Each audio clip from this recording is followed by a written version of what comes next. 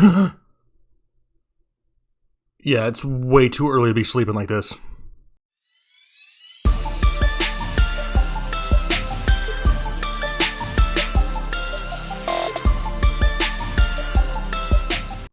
What is going on, Headliner Nation? Jake, Fantasy Headliners. Hopefully everybody's doing about as well as you possibly can be at this point after being quarantined for what feels like 412 days. But for the next few minutes, we're talking some fantasy football. So if you're thankful to have something to watch other than something virus-related or 25 years old, hit the like button for me. I greatly appreciate it. Now, in this episode, it's labeled Way Too Early Sleepers. And let me kind of explain that here before we get into the list. You're going to see a lot of websites, a lot of other channels. My top sleepers for 2020. That's kind of a load of crap because we don't even know who the final rosters are as of yet. Last time I checked, the NFL draft hasn't happened yet, and a lot can change between now and then. Now, I did have to put sleepers in the title because YouTube's a little bit fickle and it just goes by keywords. However, I'm not here to mislead anybody. There are 4 names that we're going to be talking about that as of right now, mid-April, are great values that you need to pay attention to over the coming weeks, the coming months, until we lead up to our fantasy football draft. Because right now, these guys are kind of lining up to be a great value. That could always change. Injuries could happen. Now, like I said, they could draft certain position players that really make this not so much of a sleeper option. But for right now, mid-April, there are names you need to pay attention to. Before we get into this list, just a quick reminder, head over to our website after this video, thefantasyheadliners.com. Other great information, plus our draft guide is still available for pre-order, but it's about to be over. You don't want to miss out on that great deal. If you're a pessimist and you think the NFL season is about to be canceled, A, don't be like that. It's all about positivity. And B, don't worry if it happens. We'll refund your money so you're not out anything. Give yourself something to look forward to here in 2020. That's something we all need right now. But now, let's talk about 4 players who we need to watch here in the coming months because they have some serious, way too early sleeper potential. All right, so as I sat here in my chair looking through the list of quarterbacks trying to determine who am I going to select for this show, it really became apparent to me, right? It was actually a pretty easy choice in my opinion. However, it's going to butthurt a lot of people, but I really don't know why. People just love to hate this quarterback, and no, it's not Baker Mayfield. I'm talking about Derek Carr of now the Las Vegas Raiders. I mean, he's one of the last quarterbacks that's going to be drafted. He probably won't even be drafted in a lot of fantasy football leagues this year, but I really don't understand why there's so much hate for Derek Carr.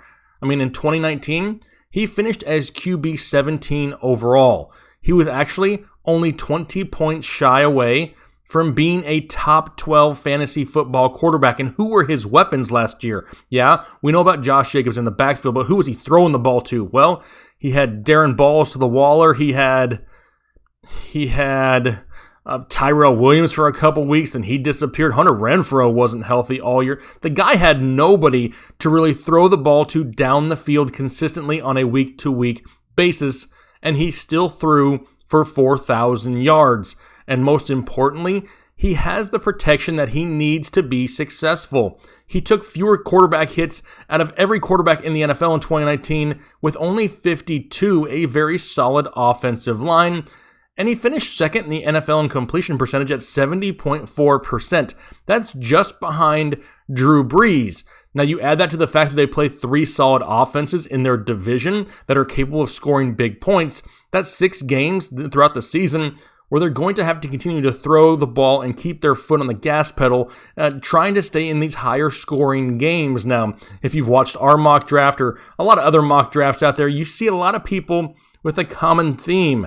Wide receiver in Las Vegas, right? They need to get Derek Carr more weapons. If he was able to go out there with hardly anything, throw for over 4,000 yards with no big-time playmakers, and now they add one of these top young rookie wide receivers in the draft, all of a sudden Derek Carr becomes somebody that has some really late-round value, especially in 2 quarterback leagues. But even if it's only a 1 quarterback league, you just want to wait on quarterback. You're one of those late-round quarterback guys that really wants to stack up on skill position players early. Derek Carr may not be a bad option, just somebody to watch. Let's see who they add in Las Vegas, because this guy could have a solid year here in 2020. All right, what about running back? Anybody in those mid to late rounds that has some sleeper potential that we need to be watching here over the coming months? Yep, Tony Pollard, Dallas Cowboys are somebody that we should probably be paying attention to right now. He's running back 47 when you go to the consensus rankings, and we know Mike McCarthy is now in Dallas. One thing we know about his coaching style is kind of what he did in Green Bay, right? We always used to say, hey, free Aaron Jones, because he never got the entire workload in that backfield. Now, don't get me wrong. They're not going to go out here and take a bunch of touches away from Ezekiel Elliott and give them to Tony Pollard. I understand that. However, in case you haven't noticed, they no longer have Randall Cobb there in Dallas, who was their slot wide receiver for the majority of last season. They didn't bring anybody in either. So we're watching this in the draft. If they don't bring any more playmakers, any slot-type wide receivers in through the draft, this could be a great opportunity for Tony Pollard to see more snaps out of the slot. Now, a lot of people's perception of Tony Pollard is he's way too small. He's not capable of a workload like this. Yeah, he is. The guy is 6 feet, 210 pounds. He's super similar to Kenyon Drake in his style and playing ability. Last year, in 2019, he finished 8th among all running backs in yards per touch with 5.6 yards. Now, what happens with Zeke, right? What happens if Zeke suffers an injury? Now, all of a sudden, you have yourself basically a bell cow running back in an offense that's going to run the ball, and he's more than capable of producing. Now, they did take a hit here in the offseason, losing one of their key offensive linemen. However, Tony Pollard, with the value that you could get him on draft day, is definitely a name you need to pay attention to. If they don't add any more wide receivers in the draft or throughout the offseason, don't be surprised if you see this guy line up in the slot a lot more in 2020. All right, so now you find yourself sitting there saying, what about a ball catcher, Jake? Got any ball catchers? Well, thank you for asking. Yes, I do. I have one that I'm definitely paying attention to in the later rounds. It's Parris Campbell of the Indianapolis Colts. Right now, he's currently ranked as wide receiver 63. In my opinion, a lot of people have probably just forgotten about him at this point, and it was a very forgetful rookie year for him. He only had 3 games in 2019 with at least 5 targets, and in those games, he had 15 touches for 117 total yards. Like I said, though, he really struggled with injuries throughout the entire year. Abdominal injuries, fractured hand, fractured foot, but let's not forget what this guy really is. He's a second-round pick out of Ohio State that killed almost every measurable possible at the Combine 2 years ago. Super quick, super athletic, 4.3 speed, and the ability to play all over the field.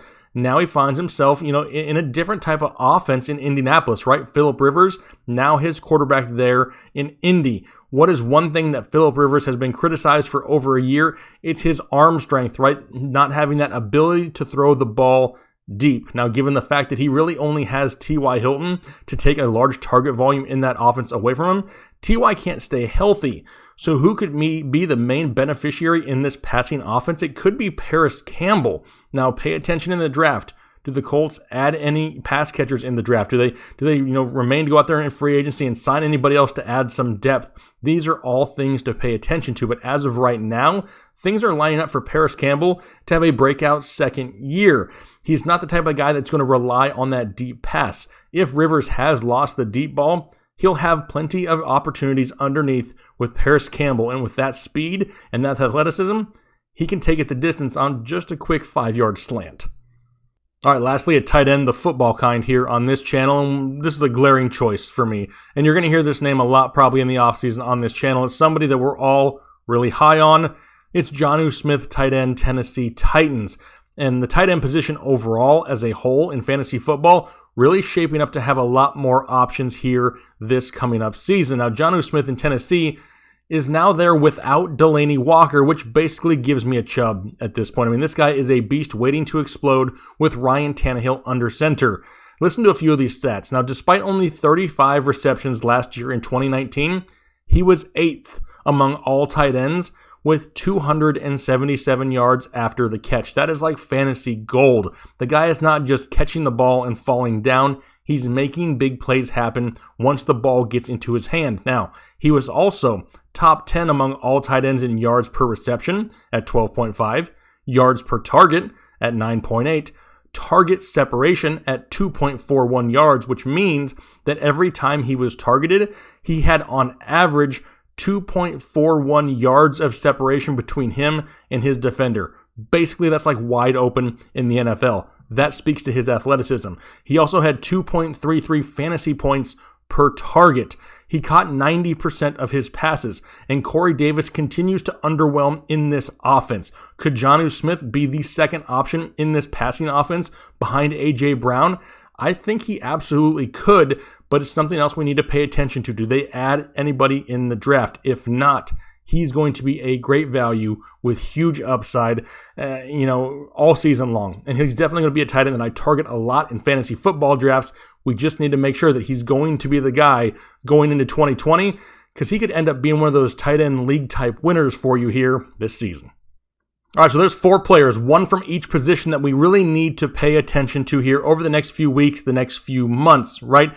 I'm not saying these guys are must-own sleepers for 2020.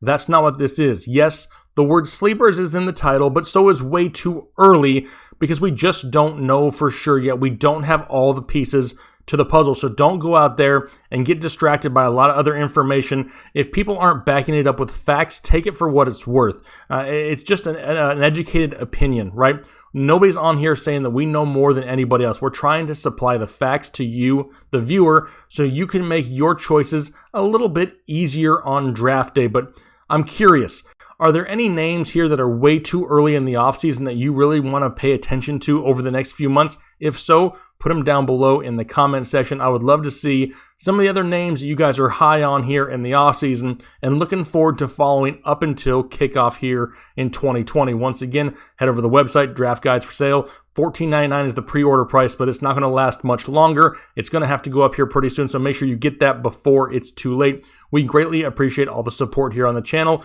People are watching because they got nothing else to do, so, have some fun with it. Let's talk some football. Take your mind off of all the crap in the world, and we can do it here together. We like to be as interactive as possible, so even if you have anything else you want to add, throw it down below in the comment section. Myself, Kyle, somebody, we'll try to do our best to respond to almost every comment on every video here this off-season, trying to just give you guys that outlet, give you another opportunity of something else to do with a lot more free time than you probably had in months past. But like I said, greatly appreciate the support. You guys have a great rest of your day. Talk to you later.